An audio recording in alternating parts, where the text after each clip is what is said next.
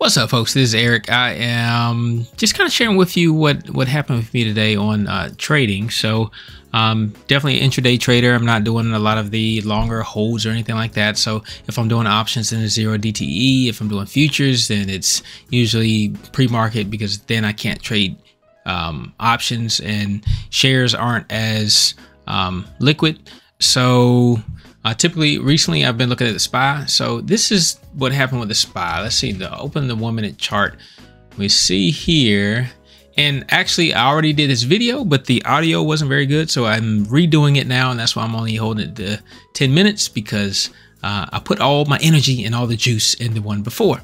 All right, so yesterday on December the 14th, the stock kind of, it was up a little bit, and then it dropped, it sank, it tanked, it moved up. It had a strong wick to the downside. We saw this on the SPY. We didn't see it on futures. We saw it on the SPY. But then afterwards, futures actually moved up, right? So futures had a potential for some bullish activity. But if you look at the SPY on the 24-hour time frame, is it going to let me do it here? I don't think it's going to let me do it. Why not? Sessions. Let's see. How come it's not letting me go full 24 hours? Literally click that button up there. Didn't do it. Don't know what's going on. All right, so this is the after hours, and then this is the pre-market hours, but you see what it did on the SPY. Did some funky stuff, and then it dropped, and then it opened lower. Moved up a little bit, dropped down. Anyway, on the futures, it is something not necessarily similar, because with futures, it actually moved up after hours, pre-market kind of a thing, and then it did sink down, but I captured this move right here. I was able to capture... Yep, I was able to capture this move. Yeah, that move right in there. All right. For one, we know that with that ascending support, when you got that trend line, whether it's a channel or a trend or whatever it is, if you want to call it a channel or flag or anything you want to call it, when it breaks, it goes to the downside. And we're under the 200 EMA, so that's pretty significant also. But again, you had overhead pressure. So let's move this to the 5 minute time frame just to make fewer candles. You see the top there? It kind of really, well, it was having a lot of trouble. And so it hit that top there on December 15th at 5:40. No, this is again, this is futures, so this is 5 o'clock in the morning. So remember, I told you that it was starting to move up from the end of the day on the 14th. Through after hours, it moved all the way up. It moved all the way up to the peak, to the high of December the 14th. It couldn't break above it. It had a lot of trouble on the 14th. So why would you think it would break it above it here? I don't know. But it failed, and it failed. And then once it dropped below that ascending support, it crashed. All right. And not only that, let's see. We can draw that line here too. The top of this consolidation range. Pre-market on December the 14th, right? This is the resistance of the bulls. The bulls couldn't break it, right? That means that the bears took over. And so once we got below this same line after hours, the bears took over again. Are you surprised? No, you're not surprised. It happened right here. Bears took over. Bears took over, right? Even here, when you drop down, bears took over. So then when you get to here, what? Bears took over. Are you surprised? No. I forget the quote. Is this not why you were here? Is this not what you came for? All right, so anyway, it dropped hard. We expected that. What we were looking for, though, on the drop is now we're looking for the bullish activity. Where did the bullish activity happen? Where could it happen? Well, here, bulls took over. Here, bulls took over. Here, bulls took over. Right? Here, bulls took over. I'm looking for nice, strong moves here. I'm not looking for, you know, intrinsic, interior moves. I'm looking for the peaks of the strong moves. Okay. So, and then also over here, really important. Right here is a good line because this was the start of this bullish move. Boom. And also here, start of the bullish move from here up. Boom. All right.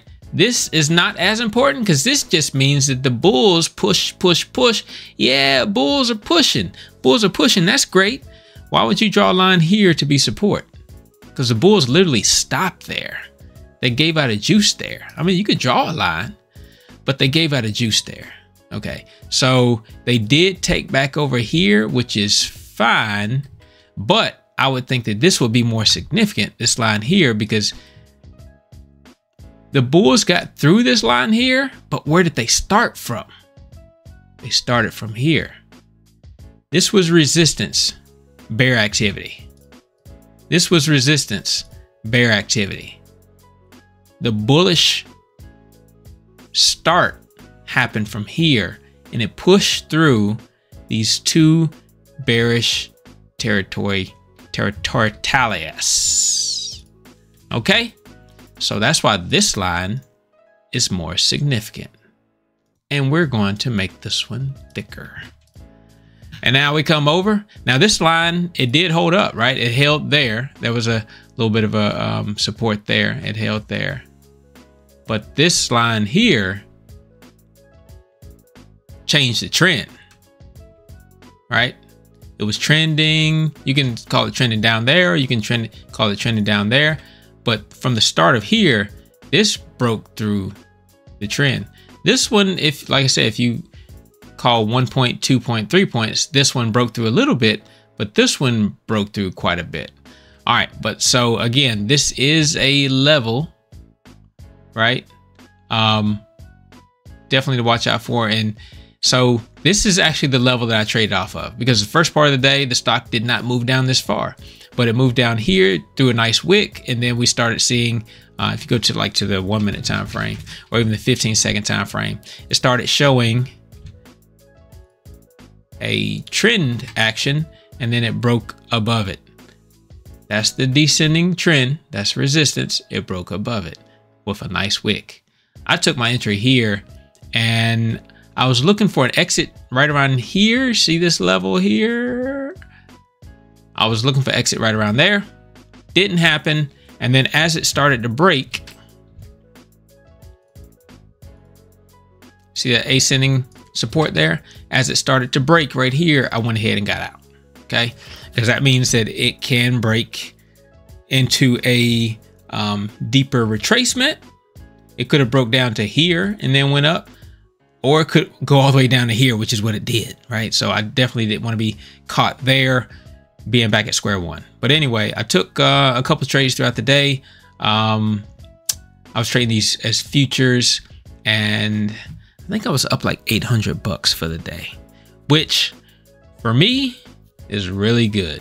I'm not a financial advisor. I'm not a professional trader. I do not, right now, I'm not even putting real money on the board. I'm trading paper money, because I want to be well versed. I want to have a great understanding. I want to have a great appreciation for everything that's happening.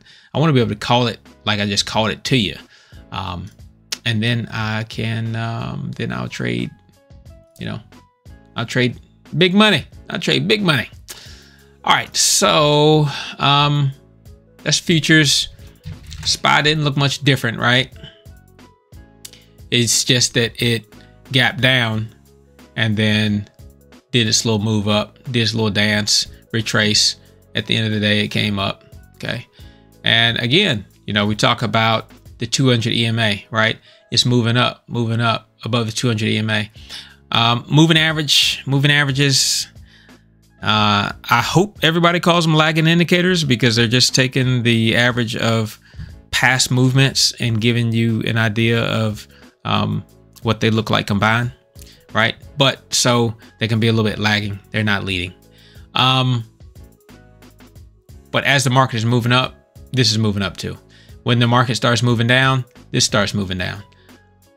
And that's often a line that people use as a like a cardinal rule. If it's below the 200 EMA, then it's bearish. If it's above it, then it's bullish. Okay, so that's also something worth noting. Here it tried to what? Try to sneak and get above it, right? Try to sneak and get above it. It didn't work. It didn't work. You still have this overhead pressure here, and you still have this bearish activity here. And I mean, remember now we're at 52-week highs. This is like 52-week highs. So this is not just a spot on the chart. This is like, I mean, we're up there. Okay. So, yeah. And then you even in here, you've got potential bearish zone through here as well. So it's got some work to do to get up through that range. All right.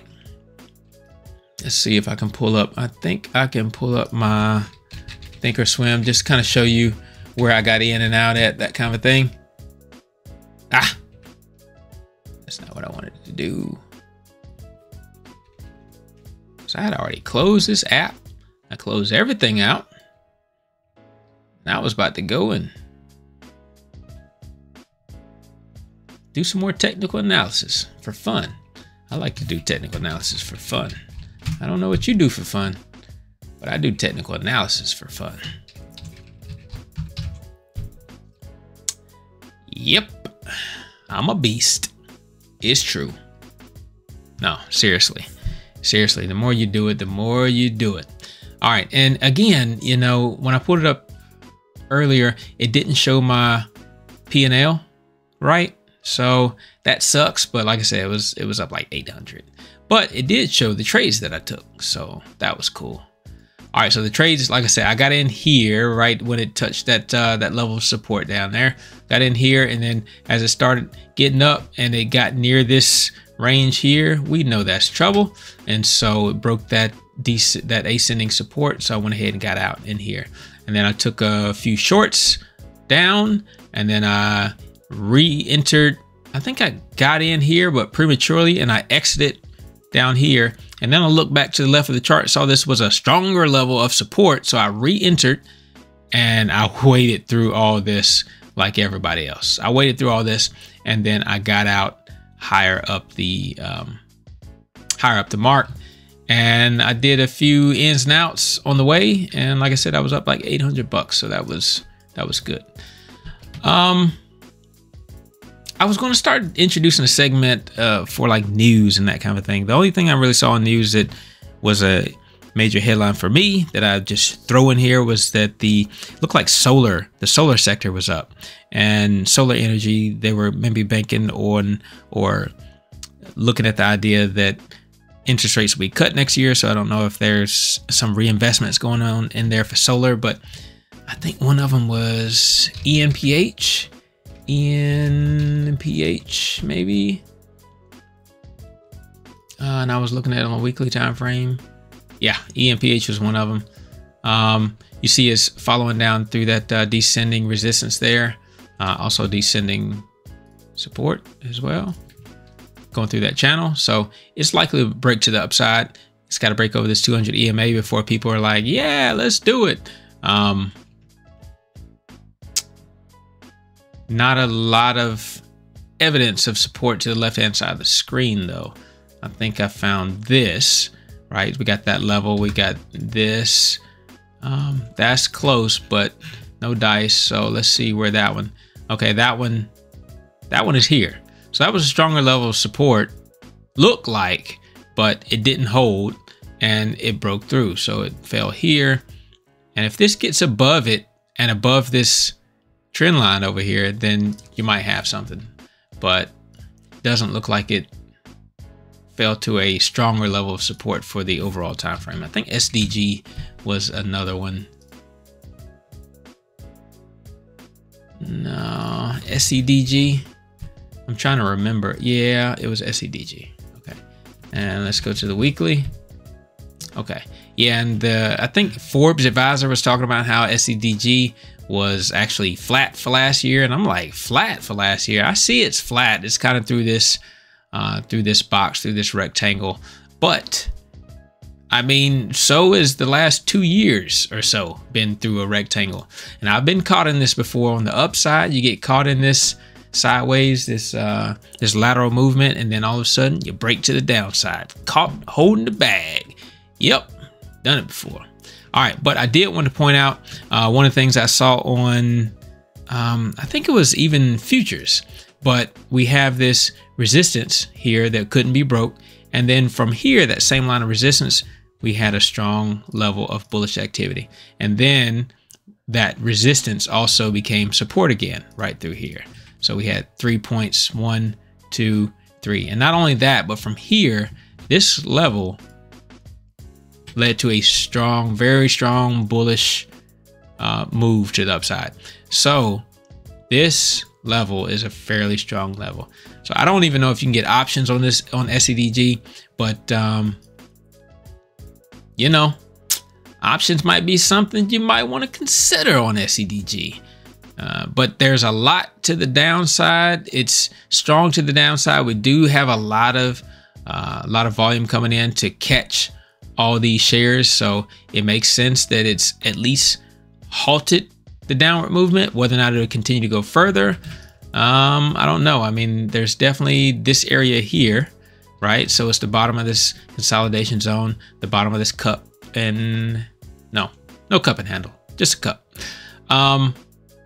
Unless you saucer and handle, just a saucer. I don't know. But look, you've got this strong bullish move here. You've got this support here. So this is definitely another potential level where it could play around a little bit, drop one more time, and then shoot up. So it may not be time yet, but get your options contracts ready. Let's see, SCDG.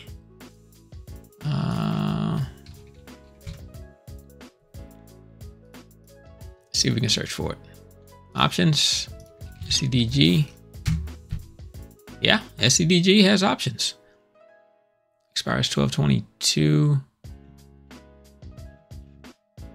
Let's see, 3 strikes above and below the underlying price range.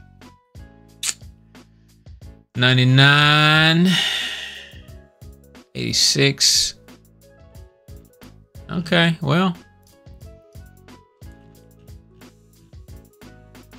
105.22, and these must be weeklies.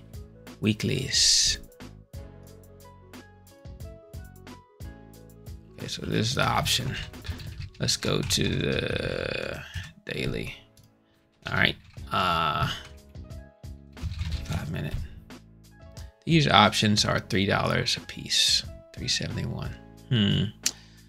371 up to $5. 371 $5. Dollar, make them holla. Dollar. And it expires when? The 22nd. That's a week from today, next Friday. If it moves up, I don't know, man. Maybe. All right. Well, maybe we'll keep an eye on that. Maybe we'll keep an eye on that because somebody did all right. 169 up to 454. Yeah, buddy. Yeah, buddy. Yeah. Okay. All right, guys. I hope you enjoyed this. We're always having fun trying to figure out the best way to beat the market. Guys, if you enjoyed this, if you got something out of it, please leave a comment. Gives me some ideas of things to do in the future. And yeah, let's talk about things to do in the future. Nevertheless, I'm out. Peace.